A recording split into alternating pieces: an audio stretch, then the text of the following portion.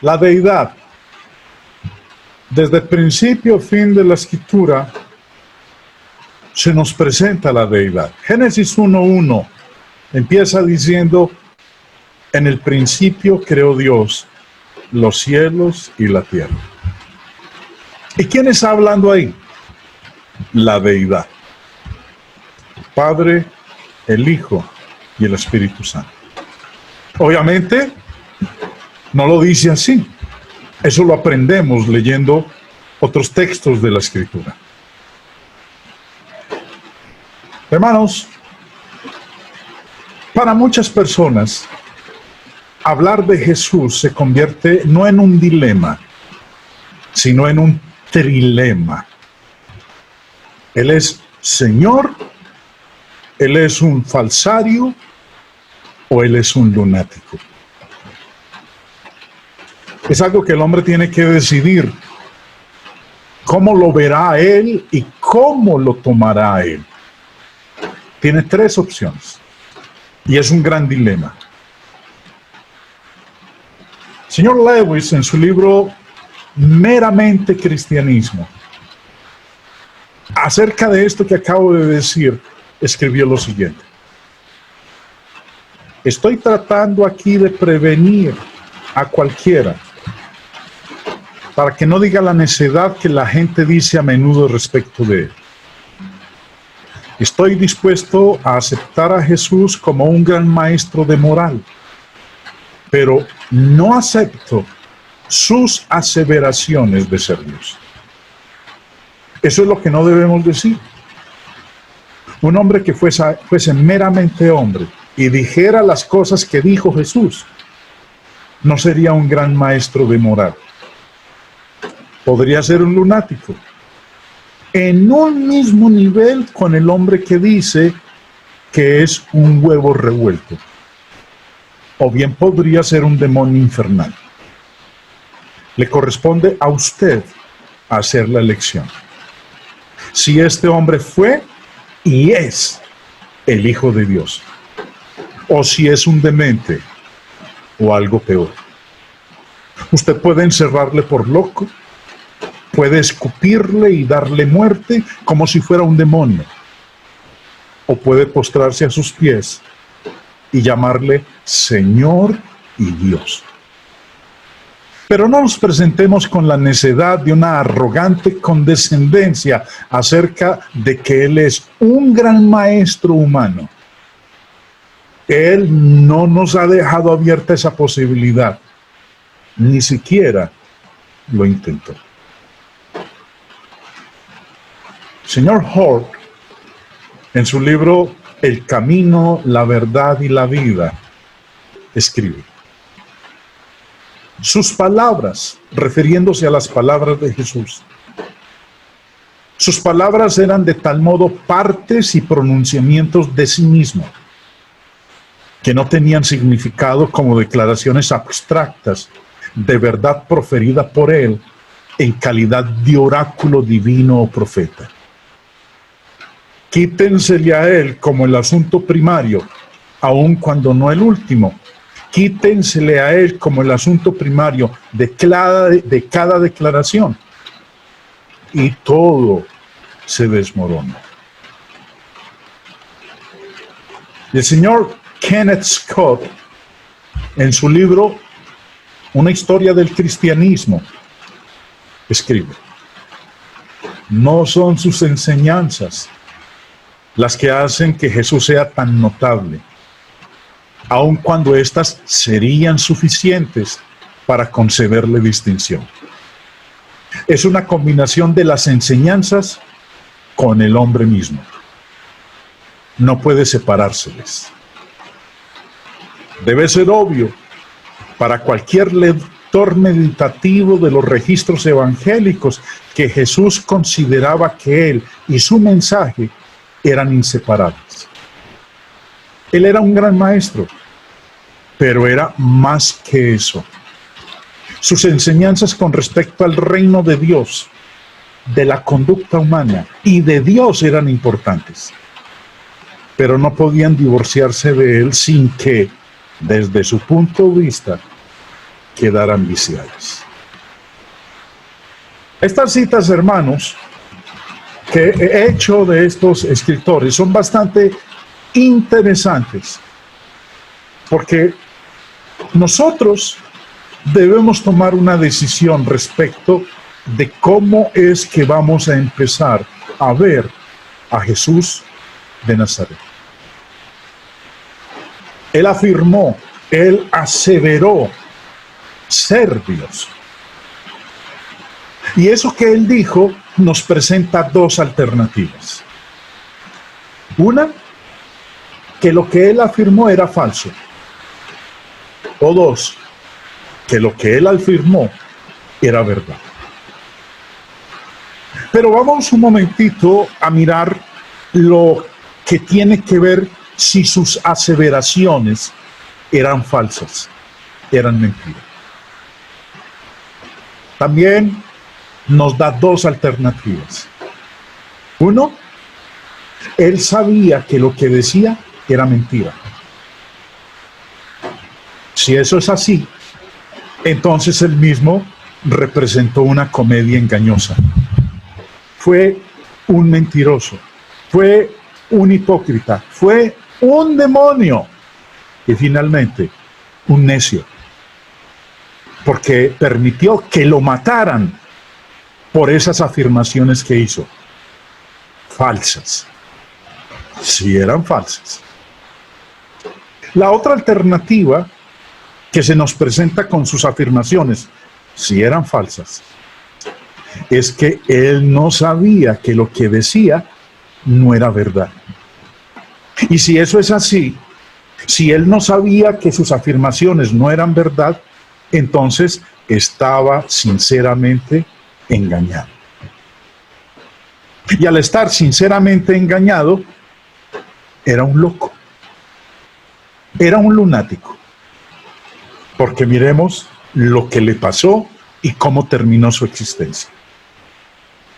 Ahora, si sus afirmaciones eran verdad, y son verdad, entonces Él es Señor. Él es nuestro Señor Todopoderoso. Y eso al mismo tiempo nos da dos alternativas. Yo tengo dos alternativas. Una, puedo decidir aceptar lo que Él dijo, creerlo, o puedo rechazarlo. A partir de esta lección, vamos a empezar a mirar lo que la Escritura dice acerca de Él, lo que Él afirmó, lo que Él dijo de Él mismo, lo que Él declaró ser, el gran yo soy. Ya será su decisión si acepta lo que Él dijo o si rechaza lo que Él dijo. Si decide aceptar lo que Él dijo, entonces tenemos el gran compromiso de adorarlo, creerlo, proclamarlo como quien es. Dios absoluto. Dios en todo el sentido de la palabra. Si no, usted tiene la otra opción. Rechazar. Y estar dispuesto a aceptar las consecuencias de su decisión. Quiero que miremos un texto en particular. Primera de Timoteo capítulo 3, que habla del misterio de la piedad. El apóstol Pablo escribe en el verso 16 de Primera de Timoteo 3 lo siguiente. Indiscutiblemente, grande es el misterio de la piedad. Dios fue manifestado en carne, justificado en el Espíritu, visto de los ángeles, predicado a los gentiles, creído en el mundo, recibido arriba en gloria. Esto es lo que dice aquí el apóstol Pablo respecto del misterio de la piedad. Pero ¿cómo empieza él declarando esta verdad? Dice, indiscutiblemente. En otras palabras, no hay razón para la duda. No hay razón para cuestionamientos. No hay motivo para colocar interrogantes con respecto al verbo de Dios, con respecto a nuestro Dios. Por eso dice, indiscutiblemente, no hay pie para discusión. Indiscutiblemente, grande es el misterio de la piedad. Mi antecedente religioso es católico. Y en el catolicismo se me enseñó que la Trinidad era un misterio. Pero lo que enseña la Escritura es que eso era un misterio. Ya no lo es. Porque Dios reveló ese misterio. La palabra misterio viene de este término griego que, acorde al diccionario del señor Vine, significa primariamente aquello que, estando más allá de la posibilidad de ser conocido por medios naturales, solo puede llegarse a saber por revelación divina. Y se hace saber de una manera y en un tiempo señalados por Dios, y solo aquellos que están iluminados por su Espíritu. Este misterio que está más allá de ser conocido por medios naturales, solo puede llegarse a saber por revelación divina. ¿Y qué hizo Dios? Lo reveló. Lo reveló en su palabra. Ya no es un misterio. Ya el Espíritu Santo reveló a los siervos de Dios ese misterio y se puso por escrito. Y aquí lo tenemos. El misterio de la piedad. Era un misterio. Ya no lo es. ¿Y en qué consistía este misterio de la piedad? Que Dios fue manifestado en carne. Que Dios fue justificado en el Espíritu. Que Dios fue visto de los ángeles. Que Dios fue predicado a los gentiles. Que Dios fue creído en el mundo. Que Dios fue recibido arriba en gloria. Estos son los 5 pilares, los 6 pilares de este misterio. Misterio que fue revelado, como lo expone aquí en estos 5 enunciados, en estos 6 enunciados. Señor Charles Spurgeon dio un sermón increíble, espectacular, sobre 1 de Timoteo 3:16.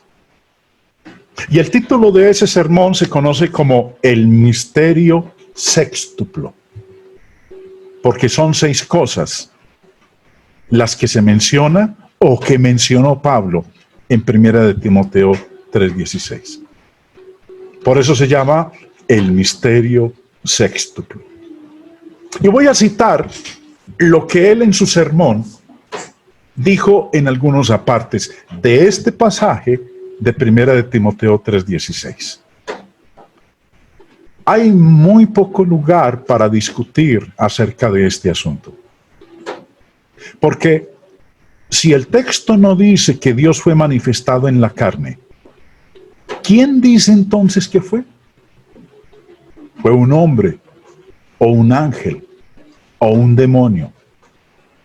¿Nos dice que un hombre fue manifestado en la carne?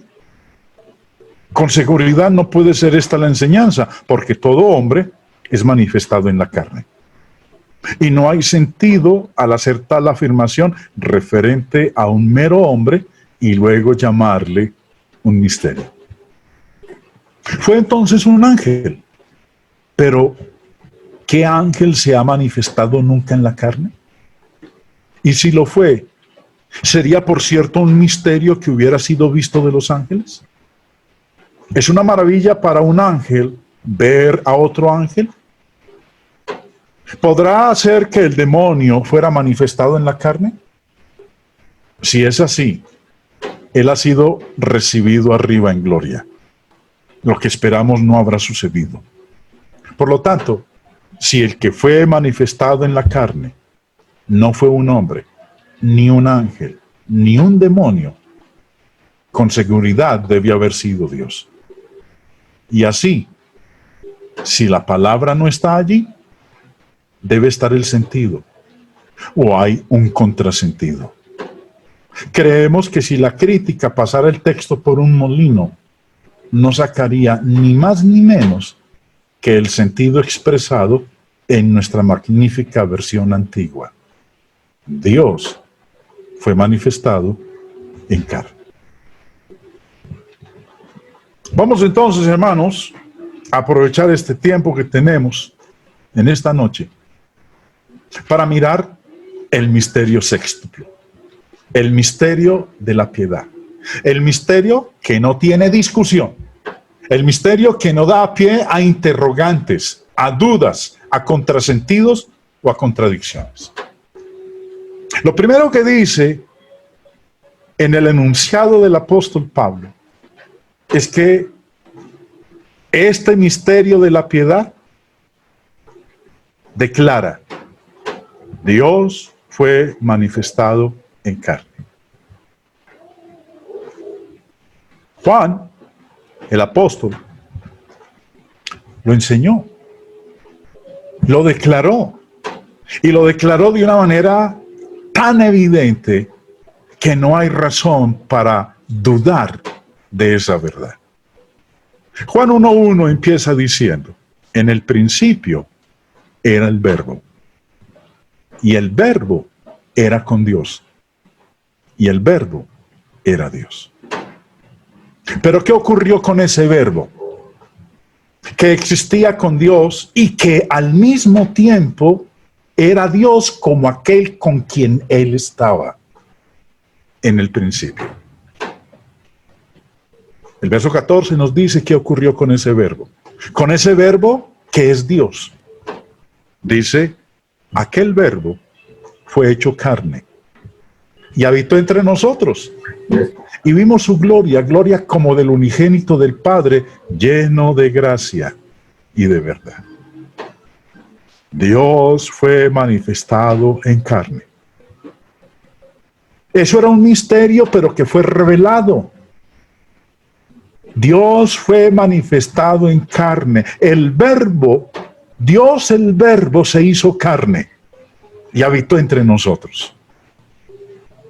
Pablo, cuando escribe a los Filipenses en el capítulo 2, hablando de eso que hizo el Verbo, que dejó el cielo, se humanó, tomó nuestra forma, se hizo carne, se manifestó en carne. Dios se hizo carne. Declara Pablo en el Filipenses 2, empezando en el verso 5. Haya pues en vosotros este sentir que hubo también en Cristo Jesús, el cual, siendo en forma de Dios, no estimó el ser igual a Dios como cosa que aferrarse. ¿No estimó qué? Ser igual a Dios. ¿Qué era Jesús? Igual a Dios. Y dijo que él no consideraba eso como razón para aferrarse a eso y no venir a este mundo. Porque vino a este mundo. Y es lo que nos dice el verso 7. Se despojó a sí mismo, tomó forma de siervo, se hizo igual a nosotros, se vistió de carne, se despojó a sí mismo tomando forma de siervo y se hizo semejante a usted y a mí. Dios se hizo igual a nosotros, se hizo semejante a nosotros. Tomó forma humana. ¿Qué forma tenía cuando estaba en el cielo? Dice el verso 6, siendo en forma de Dios. Y cuando vino a este mundo, tomó forma de hombre. Pero hagamos una aclaración. sin dejar de ser Dios. Se despojó a sí mismo. Se despojó de algo. Hubo algo de lo cual se despojó. ¿Qué fue eso? Bueno, se despojó de la forma que tenía allá en el cielo y tomó la forma de hombre para estar aquí en la tierra. Y estando en la condición de hombre, se humilló a sí mismo, haciéndose obediente hasta la muerte y muerte de cruz. Jesús, nos dice aquí el apóstol Pablo, no se despojó de la igualdad que tenía con Dios el Padre. Se despojó de una forma que tenía. ¿Cuál era la forma que tenía? Versículo 6, la forma de Dios. ¿Cómo es la forma de Dios? No la conozco. La Biblia no nos dice cómo se ve Dios, cuál es su forma, cómo es su figura. La Biblia no lo dice. ¿Cuál es la forma de Él? Se desconoce. Se despojó de esa forma y tomó la forma de nosotros, la de un hombre, la de un humano. Por eso cuando los judíos lo veían, ¿qué forma veían? No veían la forma de Dios, veían la forma de un hombre. Por eso para ellos era inaceptable que ese ser que tenía forma de hombre dijera y afirmara que él era igual a Dios. Por eso le mataron, porque consideraron como blasfemia que un hombre a quien ellos veían afirmara ser Dios. No lo veían como Dios, porque no tenía la forma de Dios. Esa forma la dejó en el cielo, se despojó de esa forma y tomó la forma de hombre. Por eso dice Pablo, e indiscutiblemente grande es el misterio de la piedad. Dios fue manifestado en carne. Lo segundo que nos dice es que Dios fue justificado en el Espíritu. ¿Qué significa eso de justificado en el Espíritu? El comentario bíblico del señor Serre dice, justificar a uno significa declarar y probar que él es lo que afirma ser y desaprobar todas acusaciones falsas que pudieran ser hechas contra él. Fue justificado en el Espíritu. Romanos 1. El apóstol Pablo habla de esto y dice en el verso 3, acerca de su Hijo, nuestro Señor Jesucristo, que era del linaje de David según la carne, que fue declarado Hijo de Dios con poder, según el Espíritu de Santidad, por la resurrección de entre los muertos. A esa justificación se estaba refiriendo. De eso estaba hablando el apóstol Pablo.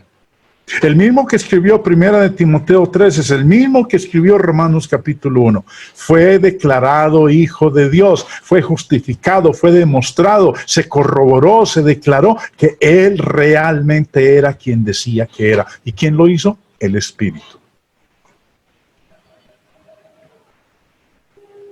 Dios fue manifestado en carne, justificado en el Espíritu.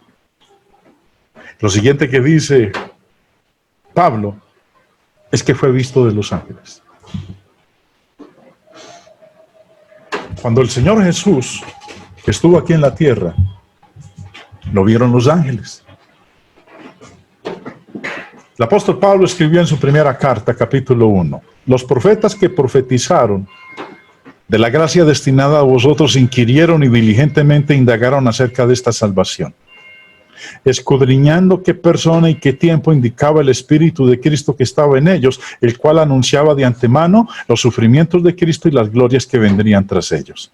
A esto se les reveló que no para sí mismos, sino para nosotros administraban las cosas que ahora os son anunciadas por los que os han predicado el Evangelio por el Espíritu Santo enviado del cielo, cosas en las cuales anhelan mirar los ángeles.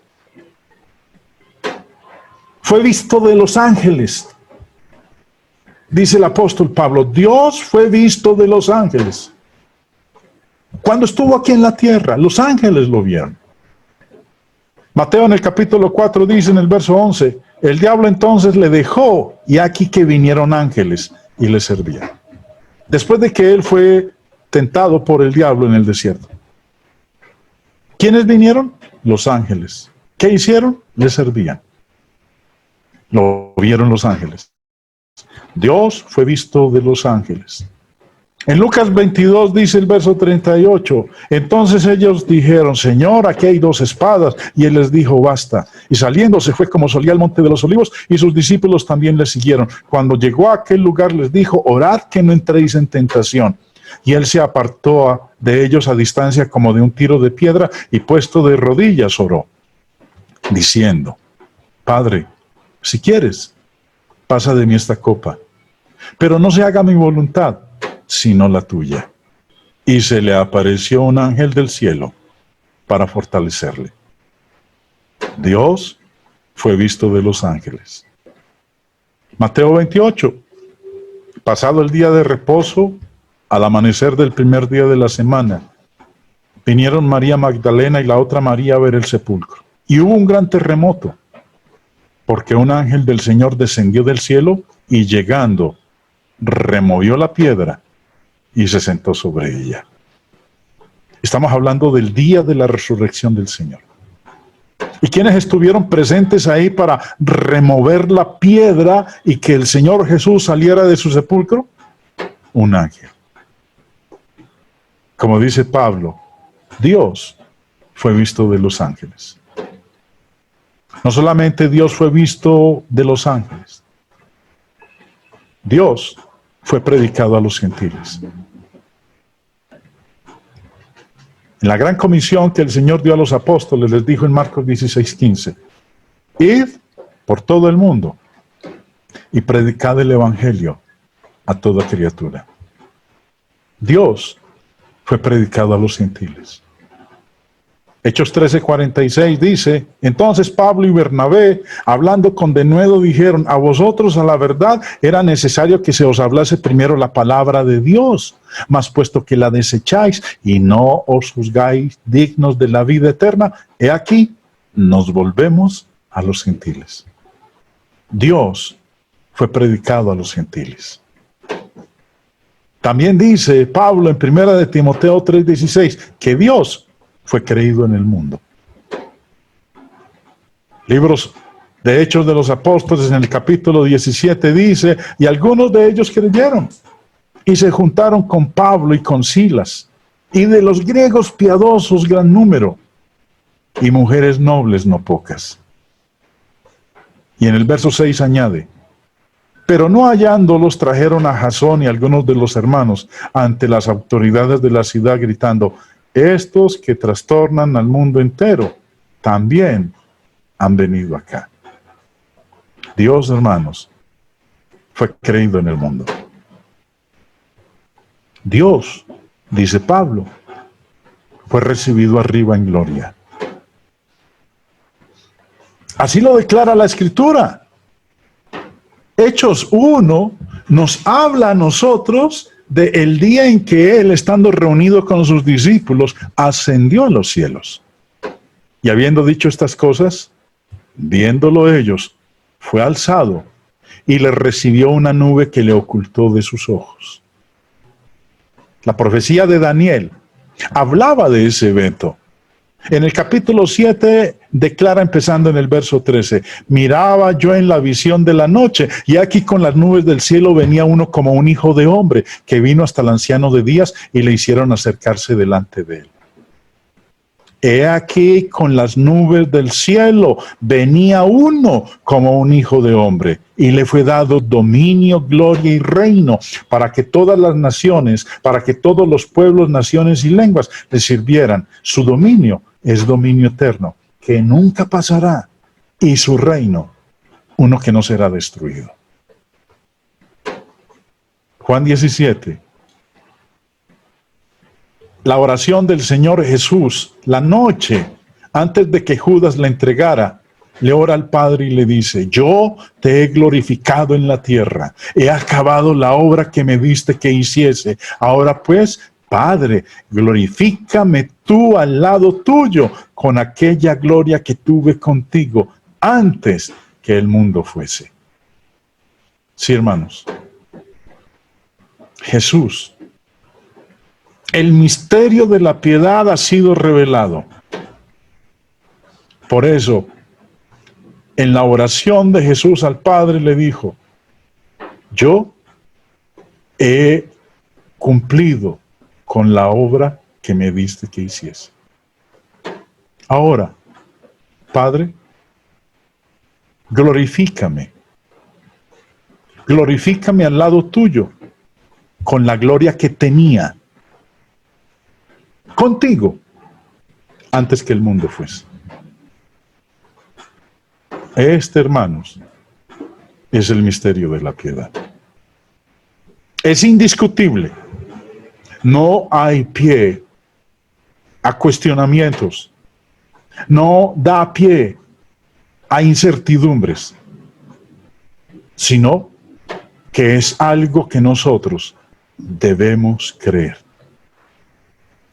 Porque es indiscutible y nuestra única opción es aceptar. Dios les bendiga, hermanos.